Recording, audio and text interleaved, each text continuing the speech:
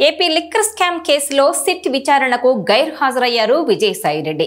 ఈ నెల 18న విచారణకు రావాలంటూ విజయసాయిరెడ్డికి సిట్ అధికారులు ముందు నోటీసులు పంపారు. అయితే 18న విచారణకు రాలేనని, ఆ రోజున తనకు ముందే నిర్ణయించుకున్న పనులున్నాయని, తాను ఒకరోజు ముందుగానే అంటే 17నే విచారణకొస్తానని సిట్ అధికారులకు విజయసాయిరెడ్డి సమాచారం పంపించారు. అందుకు గ్రీన్ సిగ్నల్ ఇచ్చిన సిట్ అధికారులు విజయసాయిరెడ్డి విచారణ కోసం విజయవాడ పోలీస్ కమిషనర్ ఆఫీసులోని సిట్ కార్యాలయంలో అన్ని ఏర్పాట్లు చేశారు. అక్కడ భారీ భద్రతను కూడా ఏర్పాటు చేశారు. సిట్ విచారణ బృందం కూడా అక్కడకు చేరుకుంది.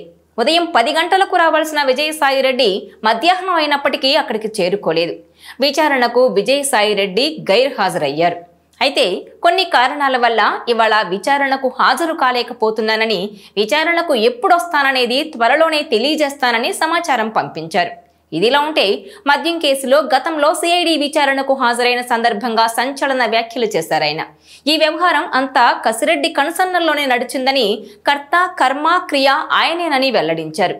దీనికి సంబంధించి ఎలాంటి సమాచారం కావాలన్నా అధికారులకు అందిస్తానని చెప్పారు. కానీ ఇవాళ చూస్తే సిట్ విచారణకు హాజరు కాలేదు.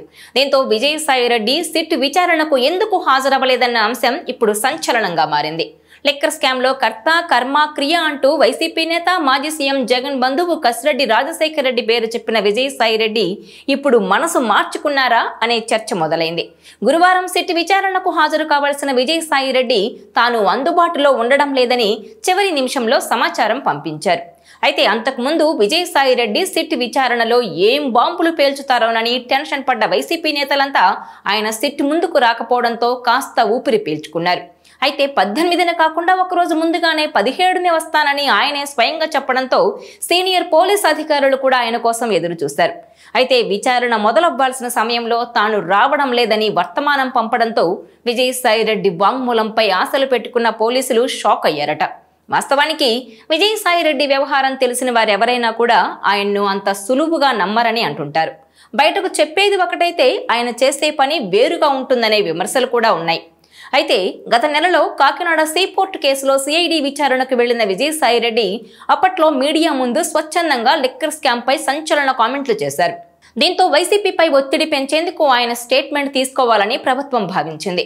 ఇక అదే సమయంలో లిక్కర్ స్కామ్ పై తనను అడిగితే చాలా విషయాలు చెబుతారని విజయసాయిరెడ్డి చెప్పడంతో ఆయన ఏం చెబుతారోననేది ఉత్కంఠ రేపింది. ఈ పరిస్థితుల్లో విజయసాయిరెడ్డి విచారణపై రాష్ట్ర వ్యాప్తంగా అంతా ఆసక్తిగా ఎదురుచూశారు. విజయసాయిరెడ్డి నోరు విప్పి వైసీపీలో ఎవరిని ముంచేస్తారోనని ఆ పార్టీలో కింది స్థాయి నుంచి అధిష్టానం వరకు అంతా తీవ్ర ఒత్తిడి ఎదుర్కొన్నారు. అయితే ఏం జరిగిందో ఏమో గానీ విజయసాయిరెడ్డి మాత్రం సిట్ విచారణకు డుమ్మా కొట్టి వైసీపీకి తాత్కాలికంగా ఉపశమనం కల్పించారనే చెప్పాలి. వైసీపీ పెద్దలను ఇబ్బంది పెట్టేలా మాట్లాడొద్దని ఆయనకు ఎవరైనా చెప్పారా, లేక ఇతర పనుల వల్ల ఆయన సిట్ విచారణకు హాజరు కాలేకపోయారా అన్నది తేలాల్సి ఉంది. ఏది ఏమైనా విజయసాయిరెడ్డి గైర్హాజరుతో వైసీపీ కాస్త ఊపిరి పీల్చుకుందని అంటున్నారు. అయితే ఈ కేసులో ఆయన్ను నిందితుడిగా కాకుండా సాక్షిగానే పిలిచారు సిట్ అధికారులు. అరెస్టు చేస్తారన్న భయం లేదు. ఆయనేమీ ఇప్పుడు తీరికలేనంత పనుల్లో కూడా లేరు. అయినా విచారణకు హాజరు కాలేదు. అయితే విజయసాయిరెడ్డి ఇంతకు ముందు లిక్కర్ స్కామ్ లో కర్త కర్మ క్రియ రాజ్ కసిరెడ్డి అని బహిరంగంగానే ప్రకటించారు. ఆయన ఎలా కర్త కర్మ క్రియ అయ్యాడో విజయసాయిరెడ్డి సిఐడి అధికారులకు వివరించాల్సి ఉంది. ఇప్పటికే చాలా లింకులు వెలుగులోకి వచ్చాయి. అయినప్పటికీ విజయసాయిరెడ్డి చెప్పే నిజాలు మరింత బలంగా ఉంటాయి. ఎందుకంటే ఈ స్కామ్ లో కసిరెడ్డి కాకుండా వైసీపీలోని పెద్ద తలకాయలున్నాయని, వారి గుట్టు రట్టవుతుందని, అందుకే సిట్ విచారణకు హాజరు కావద్దని ఆయనకు ఉన్నత స్థాయి నుంచి ఒత్తిడొచ్చినట్టుగా తెలుస్తోంది. లిక్కర్ మాఫియా వేల కోట్లు దోపిడీ చేసింది. అందులో కింగ్ పిన్ ఎవరో, అత్యధిక వాటా ఎవరికి చేరిందో బయట పెడితే బాగోదని హెచ్చరికలు వెళ్లినట్టుగా చెప్తున్నారు. కుటుంబ పరంగా కూడా ఒత్తిడి ఉండడంతో విజయసాయిరెడ్డి ఆగిపోయినట్టు వార్తలొస్తున్నాయి. అయితే ఒకరోజు ముందుగానే వస్తానని చెప్పి లాస్ట్ మినిట్లో డుమ్మా కొట్టడంతో ఇప్పుడు సిట్ ఏం చేయబోతోందన్నది ఉత్కంఠ రేపుతోంది. ఈ కేసులో ఆయన్ను సాక్షిగా విచారణకు పిలిచిన సిట్ ఇప్పుడు విజయసాయిరెడ్డిని నిందితుడిగా చేర్చి నోటీసులు ఇస్తుందా అన్నది చర్చనీయాంశంగా మారింది. ఈ వీడియో మీకు నచ్చినట్లయితే please share, like and subscribe R24 Telugu.